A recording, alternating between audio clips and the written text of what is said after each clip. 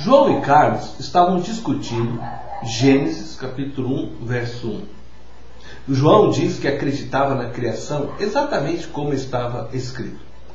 Carlos, um não cristão, divagou longamente sobre suas próprias teorias de como o mundo começou e como a vida desenvolveu-se de uma célula primordial para répteis, macacos, até chegar ao homem. Quando terminou, João olhou para ele e disse: "Você estava lá, Carlos?" Foi uma boa pergunta. "Claro que não estava", respondeu Carlos. E João disse: "Bem, Deus estava. Ele era o único que estava lá. Por isso, eu vou ficar com a palavra dele, em vez das suas suposições." No texto de Jó, Deus também pergunta a Jó se ele estava lá quando ele lançou os fundamentos da terra. É certo que Jó não estava lá? Eu te pergunto também, onde você estava quando Deus lançava os fundamentos? Na verdade, faço essa pergunta para refletirmos na grande diferença, no abismo que existe entre nós e Deus.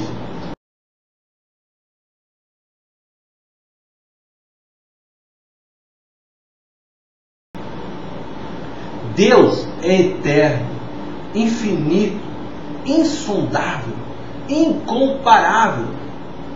O Deus eterno é a tua habitação e por baixo de ti estende os braços eternos. Ele expulsou o inimigo diante de ti e disse: "Destrói-o." Deuteronômio 33, verso 27. Diz a palavra também: "No princípio era o Verbo, e o Verbo estava com Deus, e o Verbo era Deus." João 1:1. Princípio significa antes do tempo existir. Isto é, o Verbo existia antes do tempo existir. O Verbo se fez carne e habitou entre nós, cheio de graça e de verdade, e vimos a sua glória, glória como do unigênito do Pai. João capítulo 1, verso 14. Diante deste verso, podemos afirmar que o Verbo é Jesus.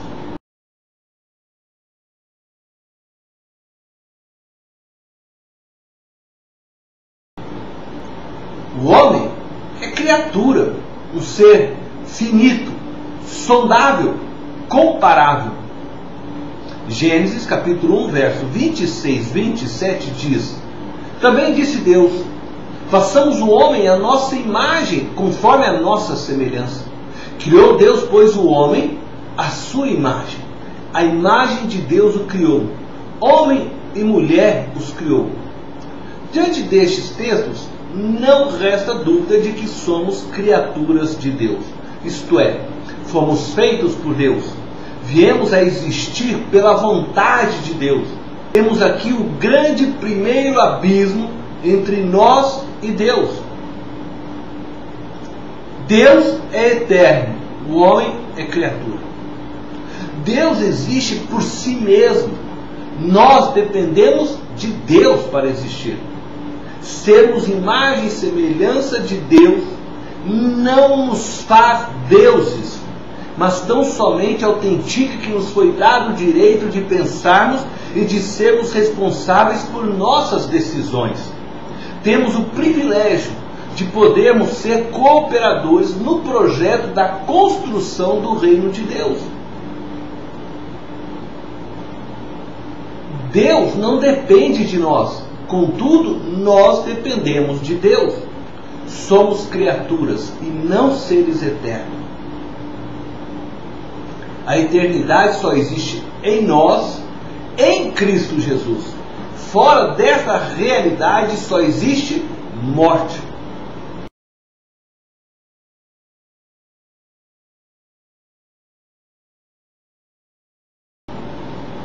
Deus é íntegro, inteiro. Deuteronômio 32, verso 4 diz: "Eis a rocha, suas obras são perfeitas, porque todos os seus caminhos são juízo." Deus é fidelidade, e não há nele injustiça. É justo e reto. Rocha se refere a Deus, é um símbolo do poder de Deus, como um refúgio para o homem que é frágil. Deus nos é apresentado como justo, reto, fiel. Todas estas marcas denotam que Deus é íntegro, inteiro no que faz. Deus não comete erros, injustiças. Deus é verdade absoluta. Deus é irrefutável. Deus é irrepreensível. Não existe nele falha alguma. Deus é Deus.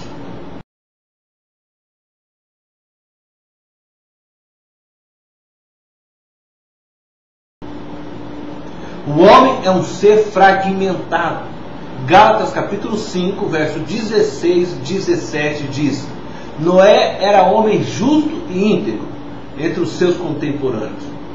Noé andava com Deus. Gênesis capítulo 6, verso 9. Noé é apresentado como um homem íntegro, um homem reto, um homem que andava com Deus. Mas, mesmo Noé, que é apresentado como um homem justo e íntegro, demonstrou ser fragmentado em sua vida. Em certa ocasião, Noé bebeu mais do que devia e foi achado por seu filho bêbado e nu. Lemos essa história em Gênesis capítulo 9, verso 20 e 21. Não há mal em beber um vinho, mas a palavra de Deus é clara quanto à bebedeira. Deus não se agrada daquele que é dado ao vinho. O erro de Noé desencadeou um outro erro. Trouxe maldição para os descendentes de Cã, seu filho. Davi nos é mostrado como um homem segundo o coração de Deus, mas também falhou por ser fragmentado. Veio a cair no pecado de adultério e ainda matou o marido da mulher com quem havia cometido adultério, para esconder o seu pecado. Este é o segundo grande abismo entre nós e Deus. Nós somos fragmentados. Deus é íntegro. Mesmo os homens que chamamos de íntegros são fragmentados. Isso se deve ao pecado que tomou conta da humanidade. Nossas decisões são influenciadas por nossa ótica fragmentada. Nossa justiça, ela é influenciada por nossa ótica fragmentada. É necessário, como Paulo, reconhecermos que não fazemos o bem que queremos. Pelo contrário, fazemos o mal que não queremos. Conforme o apóstolo mesmo descreve a respeito de si em Romanos capítulo 7, versos 18 e 19.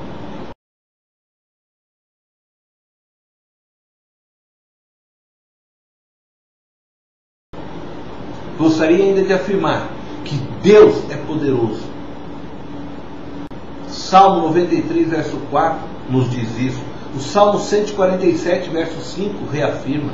Creio que não é preciso dizer muito a respeito disso. Basta olharmos para toda a criação, que fica evidente o quanto Deus é poderoso. Basta nos lembrarmos da multiplicação dos pães e dos peixes, Jesus andando sobre as águas, Jesus dando visão aos cegos, expulsando demônios, libertando os homens de suas opressões. Não temos dúvidas, Deus é todo poderoso.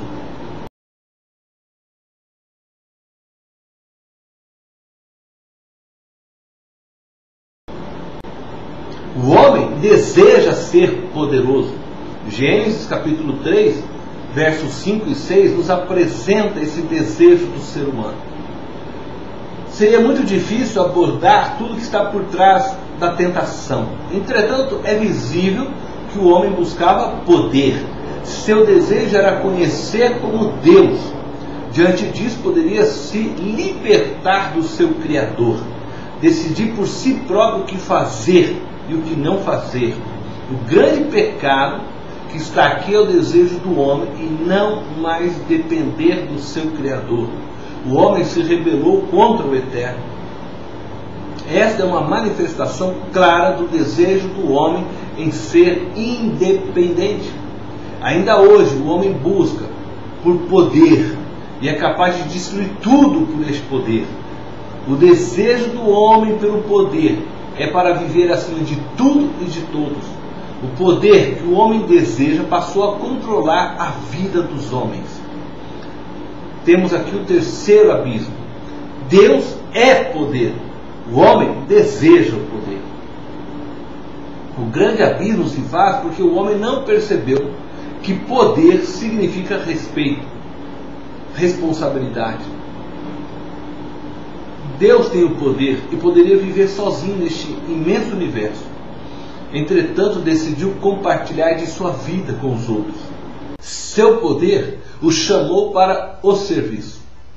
O homem, por ser fragmentado, entende que o poder é para comandar, matar, destruir, fazer o que bem quiser com a natureza, com o próximo e com a sua própria vida. Poder para Deus é serviço. Aquele que quer ser o maior, seja o menor. Poder não é instrumento para uso próprio, nos é dado para servir ao próximo.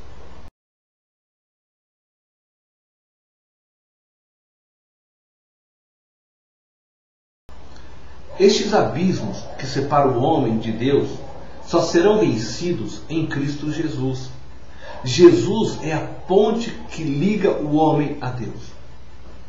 Em Jesus teremos a vida eterna. Em Jesus poderemos nos tornar íntegros. E somente em Jesus seremos capazes de usar o poder para servir e não ser servido. Deus te abençoe.